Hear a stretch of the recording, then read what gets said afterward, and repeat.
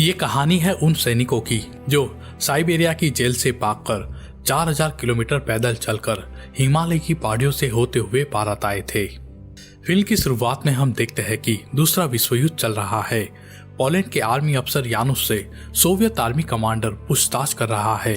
यानुस इस आरोप से इनकार करता है कि वो जासूस है, इसलिए सोवियत कमांडर यानुस की वाइफ को टॉर्चर करते हैं।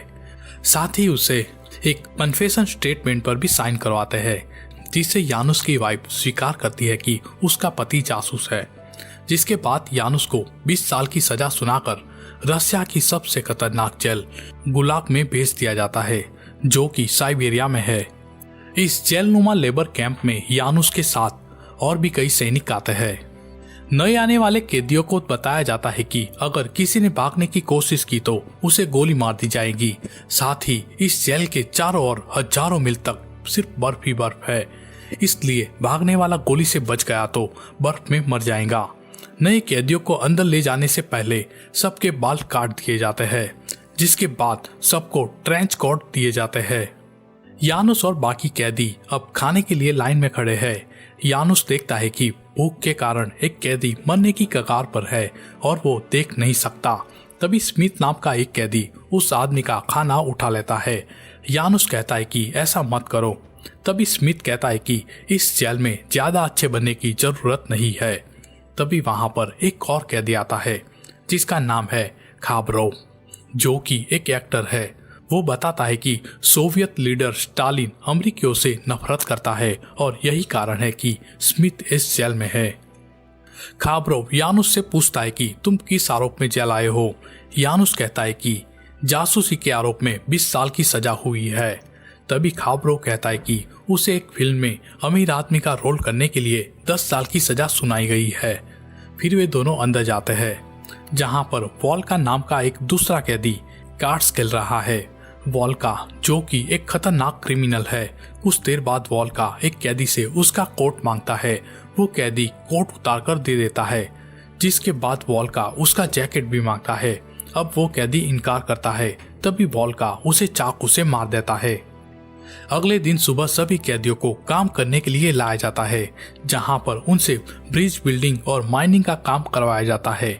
यानुस देखता है कि उसे पहाड़ की चोटी दिखाई दे रही है। उसी रात खाबरोव और यानुस कुछ छिपाने के लिए बैरक से बाहर आते हैं। तभी खाबरोव यानुस को बताता है कि वो और उसका साथी कई दिनों से इस जेल से भागने की प्लानिंग कर रहे हैं और वो यानुस जैसे किसी आदमी की तलाश में था जो उसके साथ भाग सके।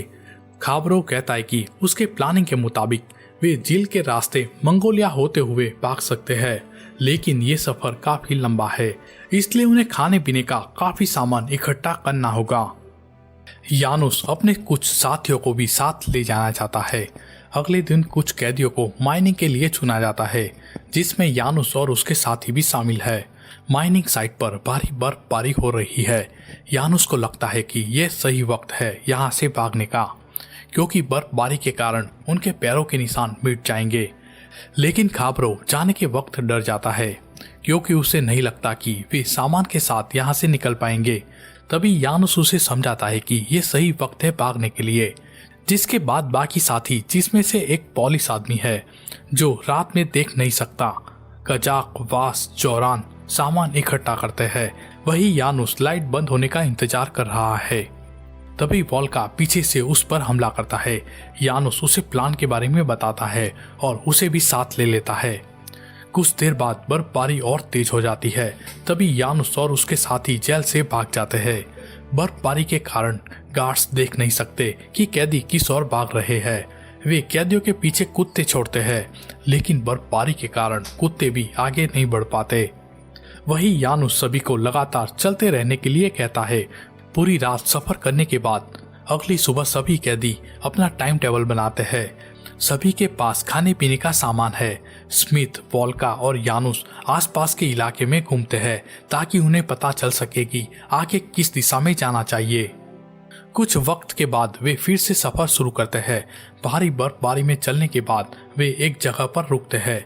वे अंदाजा लगाते हैं कि झील तक पहुंचने में उन्हें 3 से 4 हफ्ते लग सकते हैं। यानुस अपने साथियों के साथ नए प्लान पर डिस्कस करता है कि कैसे इतना लंबा सफर तय कर पाएंगे। शाम होते ही स्मिथ, कजाक और यानुस कैंप फायर के लिए लकड़ियां ढूंढने जाते हैं। कुछ वक्त के बाद स्मिथ कजाक को ढूंढता है, लेकिन वो नहीं मिलता। कजाक को रात में नहीं दिखता, इसलिए उसे किसी भी हालात में रात होने से पहले कैंप तक पहुंचाना होगा। लेकिन कजाक रास्ता भूल जाता है और ठंड के कारण उसकी मौत हो जाती है। अगली सुबह जब यानुस और बाकी कैदी कजाक को ढूंढने जाते हैं, तब उन्हें कजाक की डेड बॉडी मिलती है, जो बर्फ में पूरी तरह से जम चुकी है। वे कजाक की डेड बॉडी को दफनाकर आगे बढ़ते हैं। कुछ दिनों के सफर के बाद खाना खत्म हो जाता है। सभी कैदी एक गुफा में पनाह लेते हैं। सबकी हालत खराब है, उन्होंने कई दिनों से खाना नहीं खाया है। रात को उन्हें कुछ जानवरों की आवाज सुनाई देती है। वे बाहर जाकर देखते हैं कि भेड़ियों ने शिकार किया है। खाना देखकर कैदी भेड़ियों को वहां से भगा देते हैं और शिकार पर खुद टूट पड़ते हैं। आखिरकार यानुस तय करता है कि वो अकेला आगे जाकर जेल तक जाने का रास्ता देखेगा। 3 दिन तक अकेले सफर करने के बाद यानुस वापिस लौटता है। यानुस ने जेल तक जाने का रास्ता ढूंढ लिया है। ये सुनकर बाकी साथी काफी खुश होते हैं। अब सभी मिलकर सफर शुरू करते हैं। वे जंगल से गुजर रहे हैं, तभी उन्हें लगता है कि कोई उनका पीछा कर रहा है। ये एक पोलिश महिला है जिसका नाम है इरेना। यानुस इरेना से उसके परिवार के बारे में पूछता है। इरेना कहती है कि रशियन सैनिकों ने उसके माता पिता को मार दिया है और उसके साथ काफी बुरा बर्ताव किया है, इसलिए मौका मिलते ही वो वहां से भाग गई। अब इरेना भी कैदियों के साथ आगे बढ़ती है। आखिरकार वे जेल तक पहुंच जाते हैं, जहां पर वे नहाते हैं। वे दूसरे शहर में जाने से पहले अपना हुलिया ठीक करते हैं, ताकि कोई उन्हें कैदी या लुटेरा ना समझे। अब सभी को बर्फ से जमी झील को पार करना होगा। यानुस देखता है कि बर्फ की परत काफी पतली है, जो उनका वजन नहीं उठा पाएंगी, इसलिए वे तय करते हैं कि तैरकर झील पार करेंगे। तभी इरेना झील पर दौड़ना शुरू करती है, जिसे देखकर बाकी कैदी भी उसके पीछे भागते हैं और इस तरह वे झील पार कर लेते हैं। अब वे मंगोलिया की ओर आगे बढ़ते हैं। कुछ आगे जाने के बाद उन्हें रसिया और मंगोलिया की बॉर्डर दिखाई देती है, जहां पर कोई भी नहीं है। वे वहीं रुकते हैं। शाम हो जाती है और वे देखते हैं कि वोल्का गायब है। सभी को लगता है कि वोल्का जाके रशियन से मिल गया है। तभी वहां पर वोल्का आ जाता है, जो शिकार करने गया था, क्योंकि आज उसका जन्मदिन है।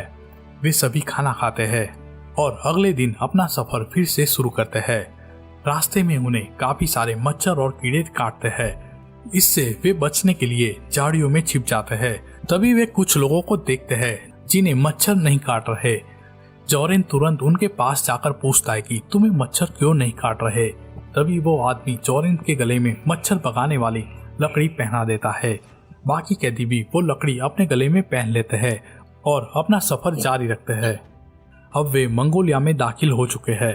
तभी वोल्का कहता है कि वो आगे नहीं आ सकता, क्योंकि रसिया ही उसका घर है। इसलिए वो यानुस और बाकी साथियों को अलविदा कह के यहाँ से चला जाता है। अब बाकी के लोग मंगोलिया के शहर उलान बटार की ओर आगे बढ़ते हैं, जहाँ शहर के प्रवेश द्वार पर स्टालिन की फोटो देखते हैं, जो दर्शाता है कि मंगोलिया भी एक कम्युनिस्ट देश बन चुका है। उन्हें एक खंडर हो चुके टेम्पल में लोगों की हड्डियां मिलती है, इसलिए वे मंगोलिया से चीन जाने का फैसला करते हैं। लेकिन एक साथी कहता है कि चीन में भी कम्युनिस्ट का शासन है, इसलिए अब वे तय करते हैं कि हिमालय पार करके वे इंडिया जाएंगे। वे जाने की तैयारी कर रहे थे, तभी वहां पर कुछ गार्ड्स आकर उनसे पूछताछ करते हैं। स्मिथ आगे आकर बताता है कि वो अमेरिकन है और अपने दोस्तों के साथ इंडिया जा रहा है। ये सुनकर गार्ड्स चले जाते हैं। अब वे दक्षिण के रास्ते आगे बढ़ते हैं। गर्मी काफी ज्यादा है और अभी इन्हें तो गोबी रेगिस्तान से होकर गुजरना है। कुछ वक्त बाद सभी थक जाते हैं। पीने का पानी भी खत्म हो चुका है। टॉमस और यानुस बात करते हैं कि उन्हें दक्षिण की ओर आगे बढ़ना चाहिए या नहीं, या फिर किसी और रास्ते जाकर खाना और पानी ढूंढना चाहिए ताकि वे जिंदा रह सके। तभी स्मिथ कहता है कि आगे पानी का कुआं हो सकता है, क्योंकि वहां पर पक्षी है। वे सभी कुएं के पास जाते हैं और जी भरकर पानी पीते हैं और काफी ज्यादा पानी अपने साथ ले लेते हैं। कुछ वक्त चलने के बाद रेगिस्तान में तूफान आता है। तूफान में अपना सब कुछ खो देते हैं, यहाँ तक कि साथ में लिया हुआ पानी भी। अब वे कुएं से भी इतना दूर जा चुके हैं कि कुएं का रास्ता भी भूल चुके हैं। अब बिना पानी के आगे बढ़ने के अलावा उनके पास और कोई चारा नहीं है। वे दिन रात चलते रहते हैं। सबकी हालत खराब है, सबसे ज्यादा इरेना की, जो कि बार बार बेहोश होकर गिर रही है। अपने काफी प्रयासों के बावजूद प्यास और बीमारी के कारण इरेना की मौत हो जाती है। यानुस और उसके साथी इरेना को रेगिस्तान में दफनाकर दक्षिण की ओर आगे बढ़ते हैं। उनके पास पानी भी खत्म हो रहा है। वे एक एक बूंद पीकर अपना सफर जारी रखते हैं। बीतते दिन के साथ टॉमास की भी तबीयत खराब होने लगती है और वो चलने की स्थिति में नहीं है। इसलिए बाकी कैदी टॉमास को अपने हाल पर छोड़कर आगे बढ़ते हैं। कुछ दिनों के बाद टॉमास भी मर जाता है। वही आगे बढ़ते हुए स्मिथ की भी हालत खराब हो जाती है। वो बेहोश होने की कगार पर है। तभी जोरान को एक सांप दिखाई देता है। जोरान उसके पीछे जाता है जहां पर थोड़ा पानी होता है, जिससे सभी अपनी प्यास बुझाते हैं और सांप को मारकर अपनी भूख मिटाते हैं। वे वही रात बिताते हैं। रात में स्मिथ और यानुस एक दूसरे को अपने परिवार के बारे में बताते हैं। यानुस कहता है कि तुम्हें अपने परिवार के लिए जीना होगा। अगली सुबह सभी आगे बढ़ते हैं। आखिरकार उन्हें पानी दिखाई देता है, जिसकी सभी को बेहद जरूरत है। अगर यानुस और बाकी साथियों ने हिम्मत न दी होती तो शायद स्मिथ आज जिंदा न होता। कुछ दिनों के सफर के बाद वे चीन की दीवार तक पहुंचते हैं और वे वहां से होते हुए हिमालयन तिब्बत बॉर्डर तक पहुंचते हैं। हिमालय के पार जाते वक्त उनकी मुलाकात एक बौद्ध भिक्षुक से होती है, जो उन्हें बौद्ध मठ में ले जाता है, जहां पर उन्हें खाना और आराम मिलता है।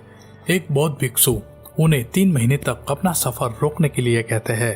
तब तक वसंत ऋतु आ जाएंगी। वही स्मिथ को ल्यासा होते हुए अमेरिका जाने के लिए कहा जाता है। स्मिथ ल्यासा पहुंचकर अमेरिकन आर्मी का संपर्क करेगा, जो उसे वापस अमेरिका ले जाएंगे।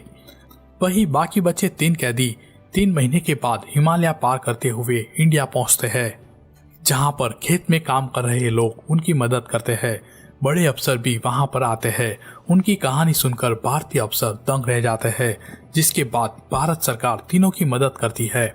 लेकिन यानुस कई साल तक इंडिया में रहता है। आखिरकार 1989 में पोलैंड में से कम्युनिस्ट शासन खत्म होता है और 45 साल बाद यानुस अपने घर वापस आता है, जहां पर वे अपनी पत्नी से मिलता है। यानुस सिर्फ अपनी पत्नी के लिए जिंदा था। वो उसे फिर से देखना चाहता था ताकि वह उसे माफ कर सके और यानुस खुद को माफ कर सके। इसी के साथ सच्ची घटना पर आधारित ये फिल्म समाप्त होती है।